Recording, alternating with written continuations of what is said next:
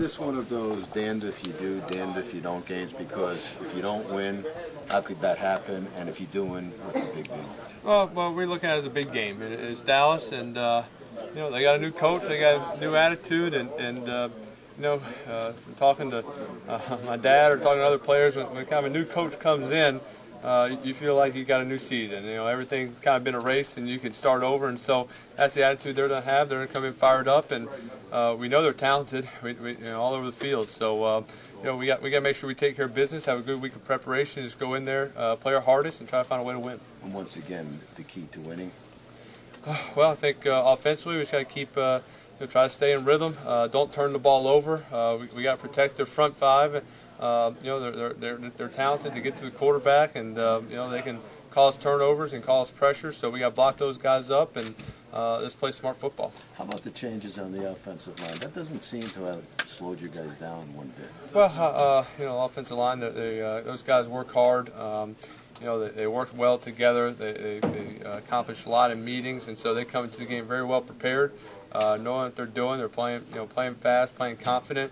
So we got to keep that up, and we're running the ball well.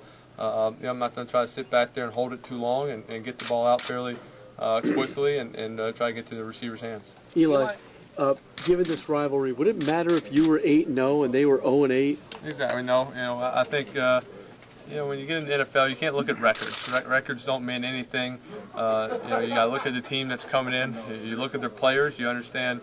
Where are their strengths, where do we feel we can attack them, and you try to go with that. And, it still comes down to, coming out there on Sunday, playing smart football, trying to figure out, what kind of game it's going to be and go from there. Do you think with Jason Garrett they might have a little bit of a adrenaline pop here? Oh, there's no question. There's no question. They're going to come in fired up, and they're going to feel like they got a new season, and nothing make them happier to come in to the Giants Stadium and beat us. And so we know they're going to come in ready. They, as we said, we know they got great players. We know they got talent, and we got to make sure we know where those great players are at all times, and be prepared to block them up or make adjustments and run our offense. Eli, realistically, you just saw that team a few weeks ago. How much can the new coaches change on that team? Well, they'll have a new defensive coordinator. Obviously, Wade was their defensive-minded coach and calling the plays, I'm pretty sure. So, they can always put in a few new things, a few new tricks, and a different blitz here, or just have a different kind of philosophy on defense. You can't come in and just completely change everything and have. But you can have a different approach and mix up some things, and so we expect that. They'll have some new wrinkles, and we got to be prepared for that. How much changes for you when there's a new left guard or a new left tackle? It doesn't change for me. I'm still running our offense, and I kind of worry about just getting us into good plays. Worry about the coverages, and the offensive line will handle everything up front. Taking snaps from Richie during the season, even when Sean's healthy, how many times do you take snaps with him just on a contingency basis at practices? Yeah, I probably take snaps with Richie every day. So he's kind of our second or third center, but probably get we always take snaps before practice, and Sean, when Sean was there, get snaps with Sean and Richie, and mix it up, and then when Sean got it out a little bit, I was taking with Coach and Richie, so we feel good. For as much as this week has been about the Cowboys, the Giants theme has always been this game's about what we do, and that's no different this week.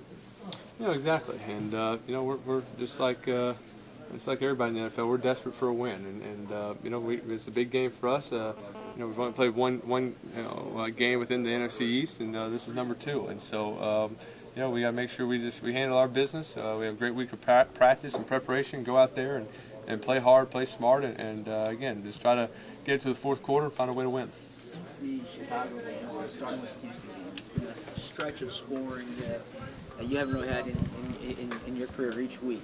Is there anything to it since that Chicago game that's been different or it's been better?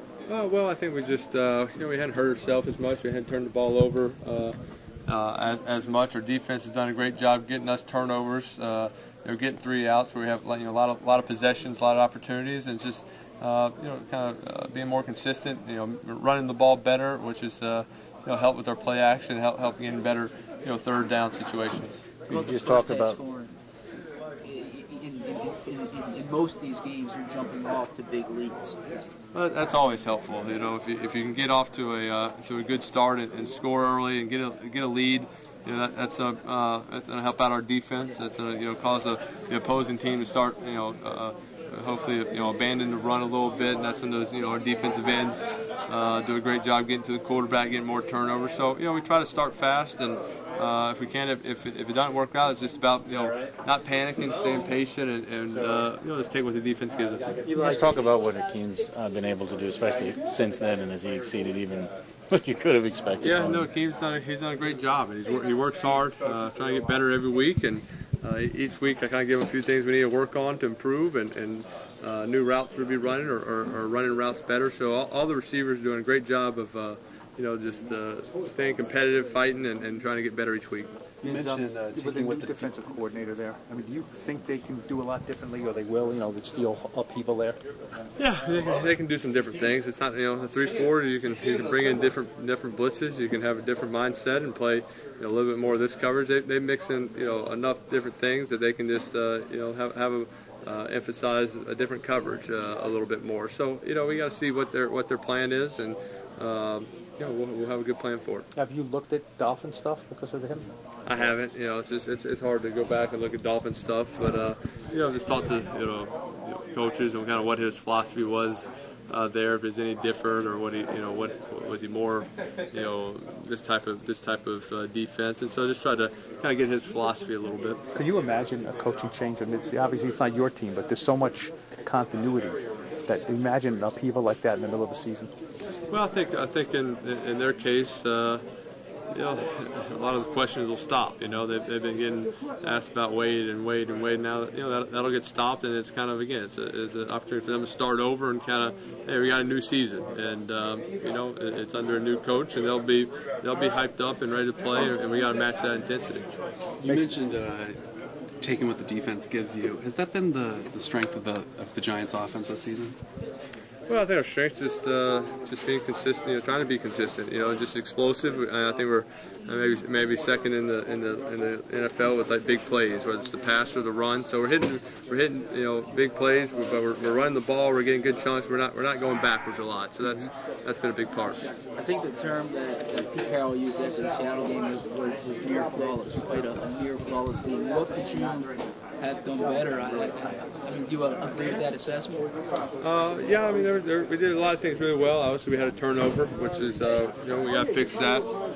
In the second half, we had a few things down in the red zone where we didn't score touchdowns. So there's a something we can improve on. So there's always plays you can improve on and things you got to get better, and little you watch the film, there's always mistakes that maybe didn't cost you this time, or we got the ball out quick enough, or receiver on the backside ran a wrong route. There's always things you can improve on from each week that maybe the film doesn't show. Is it fair to say that's as well as you played? So that's about as good as you can ask for. Even in the third quarter, moved the ball very well, got down there, just set up a field goal. So. But that was a good first half, and if you can have a half like that, that can kind of end the game. I apologize if you've been asked this already, but you've played behind the same five guys for so long, for so many years. What is it like for you just playing behind different people, and how, if at all, does that affect you? It doesn't affect me. Again, I'm worried about coverages and what the defense is doing, and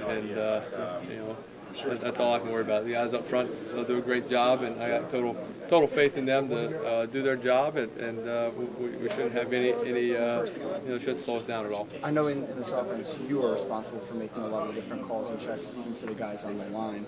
How does that affect if a guy like Mitch, for example, a new guy is in there, or some new guys just in general, as opposed to the crew you've had? How does that affect your communication with those guys, and do you have to give them extra something, I guess? No, my rules are the same, and we're not changing anything up, and these guys are we've been doing it since 2-a-days and many camps, and so everybody's knows what's going on, and we'll be well prepared. Maybe go watch a game or two just to kind of get an idea of what he likes to do.